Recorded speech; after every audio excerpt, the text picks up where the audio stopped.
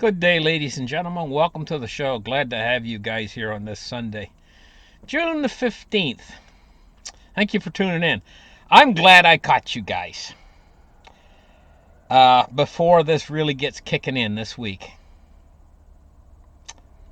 Uh, we've been together a long time on this show, and I'm going to have roughly 1,000 people. We're probably going to view this video, and you guys have been with me for a long time. You're very loyal. Right now, what it's boiled down to on my channel is the most loyal viewers. There's about 1,000 viewers out there extremely loyal to my channel because I'm going to tell you, over the last few years, there's been so many people who have been just like, their membership just basically just disappears.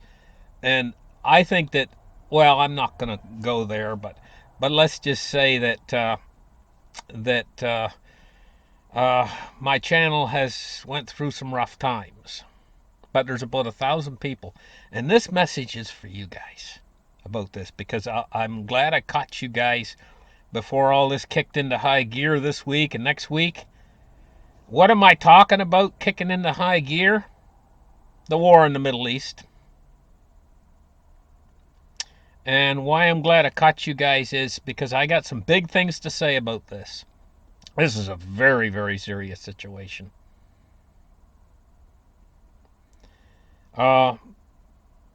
There's a lot of countries over there. Some of them do not want to admit it, but they have nuclear weapons. There's nuclear weapons in the area. Let's just put it that way. And if this thing has not fully erupted into a full-scale war yet, I mean, all-out war with the three parties that are involved in it right now. Actually, there's more than three parties involved. But the three big parties is Israel, the United States, and Iran itself. Those are the three big parties. The United States is not really been pulled completely into it yet, but Iran and Israel are pulled into it now, right? And if it grows larger, other countries could start to get pulled in, and at that point there is a danger that this could explode into something over the next couple weeks that makes all of you guys out there scared. The world might get scared at this point. That's why I wanted to catch you guys, because even if this thing really gets bad, if I don't even want to say this, but let's say nuclear weapons are used, this could really scare the world. It could scare you, and everybody could really get scared out there. But I think that the worst that this thing gets, I do not think that this is going to lead to an all-out nuclear war. I do not think so. In fact, I think this is leading to an enormously large peace deal that could even involve the wars that have been raging for years now, like the Ukraine war and everything, like all of it. We could be moving into a moment where this pushes the world to peace. But the situations involved running in the background that created this situation in the first place, it's all revolving around finance. The world's oil is core and center of the world's finance, control over the oil, right? The petrodollars in the center of this whole thing. And that hasn't went away. Say that this thing flares up and erupts in a big way. Say maybe possibly even it could turn nuclear. I do not think it's going to be an all-out nuclear war between nations. No, I don't think that'll happen. I think it's going to be more like a limited scope. But that'll push toward a peace deal. Now, say it doesn't go nuclear. Say it just more of what we're seeing now, bombings and stuff, and hypersonic missiles, stuff like that. That'll still could lead to a peace deal. Now, say we get to that peace deal, and the peace deal's signed. What I'm trying to say is that looking further ahead of that, the situation that's embroiled the world in, that's leading the nations toward war, is that underlying condition is still there in the financial system and in the respect that the United States dollar and that fight for supremacy over the BRICS and the NATO and all that, that's going to still be there even if a peace deal comes along. So what would the peace deal do? Well, it would bring a peace deal. That's what it would be. But the underlying condition would still be running in the background, waiting to be resolved at some point in the future. Who knows, maybe 3-4 years from now. It might come around again to this unresolved situation that led to the conflicts in the first place. That would need to be resolved ultimately. And what does that mean? What does resolving that mean? It means a decision in the world as to who is going to have control over the world's money. That's basically what it boils down to, right? It's having that resolved. Now, see, that was resolved back when we had the petrodollar and everything. There's no question about that. The United States and the U.S. dollar during the period of King Dollar, like going back to, say, the Reagan administration, right? That was a resolved. There wasn't a question surrounding that. There wasn't a huge effort in the world to undermine the dollar going on at that time, right? Now there is. That's not going to go away.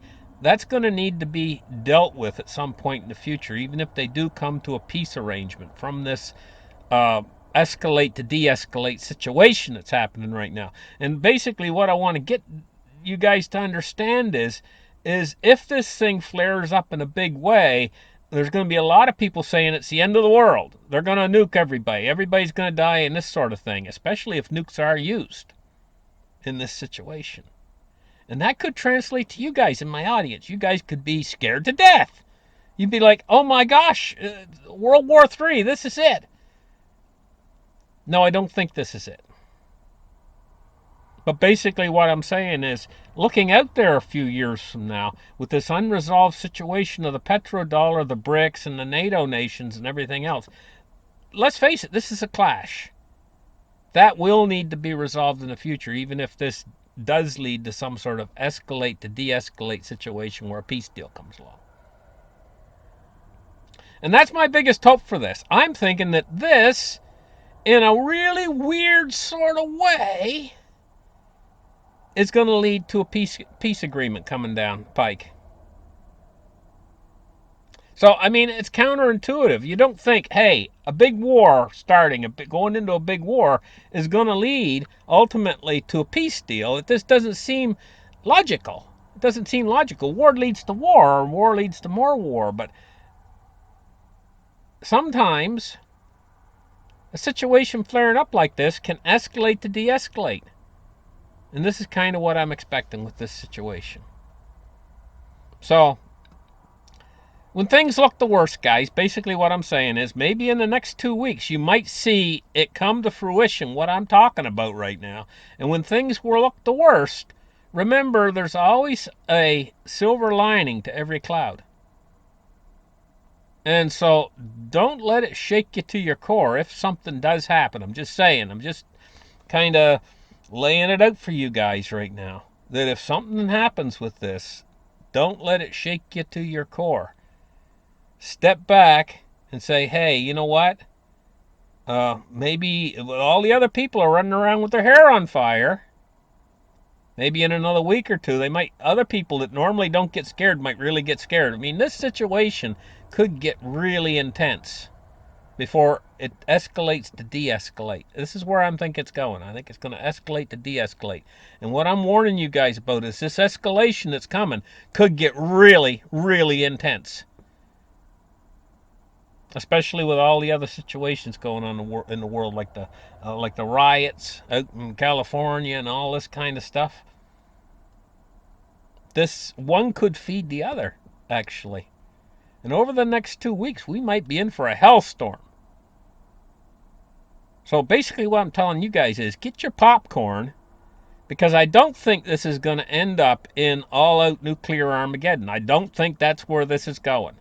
I wanted to alleviate your fears a little bit today on this show. You know, and I know that's not the talk right now about nuclear Armageddon or anything like that. But let me tell you, if this thing flares up big and a nuke goes off, it will be the talk instantaneously. It's one of those things that can happen like boom, it's there right in your face, and all your friends are talking about it. That's how news happens. It happens quick. It's why they call it black swans and stuff. I'm just kind of jumping ahead of this a little bit and saying, hey, you know what? I see where this might be headed. My fans out there deserve to know what I think about all this and what's going on. Because you guys have been loyal with me for years, and I really appreciate you guys out there, you know? Yeah, okay.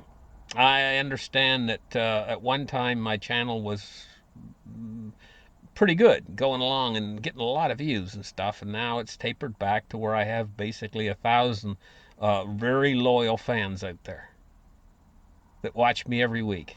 I really appreciate that loyal core base, because this whole thing with doing shows and stuff like on YouTube, uh, this whole political thing that went on with suppression of speech and everything else, it's kind of soured the whole thing. It kind of soured it, really. It used to be fun to go make a video, put it on YouTube, see how many people was viewing it or whatever. They've kind of taken all the fun out of it with all this suppression. You guys know when it all started. You guys seen it develop over the years. You watched the evolution of it, you know? And it's kind of taken some of the fun out of YouTube and doing YouTube and stuff. It's made it. But I'm there for you guys. And like I told you guys, I'm going to be trying to hang around. And I said about 2 months ago, I said about how 4 more months of basically serious reporting on what's going on in the world, and then I'm going to try to change it up a little bit and make my channel a little bit more fun, not so much about news and stuff, because by that time I told you guys we're going to be in it, and we're really starting to enter into it now. You guys can see it, and like I say, once the whole thing's unveiled itself, that's what my channel was all about. Unveiling it ahead of time. Once it's unveiled itself, well, then you're not reporting on something anymore. It's already happened. Everybody knows. But thank you guys who have stuck with me all this time. I can't begin to tell you enough how much I appreciate you guys. You guys have a great rest of the weekend, and keep your heads up and don't let this overly alarm you. Don't start moving down that path and thinking the most negative situational outcome. I know that's what we always do, all of us. I'm guilty of it too. You always think the worst. Oh my gosh, this is going to become World War III and we're going to all die, nuclear weapons and nuclear Armageddon and all that kind of stuff. Don't go down that path. Don't let your mind go down that road, because I'm going to tell you guys, giving you guys my opinion on what I think is going to happen with this, and I feel confident enough in my opinion that me personally, I'm not letting this affect me really negatively that way, because I don't think that's where it's going. I really don't. If I did, I would be getting scared if I thought that this was going to turn into World War III and an all-out nuclear configuration. I would be starting to get scared now, and I'm not. I'm not the least bit scared of this, because I don't think that's where it's going. I really don't. I don't believe that's where it's going. Catch you guys in the next show. Bye-bye.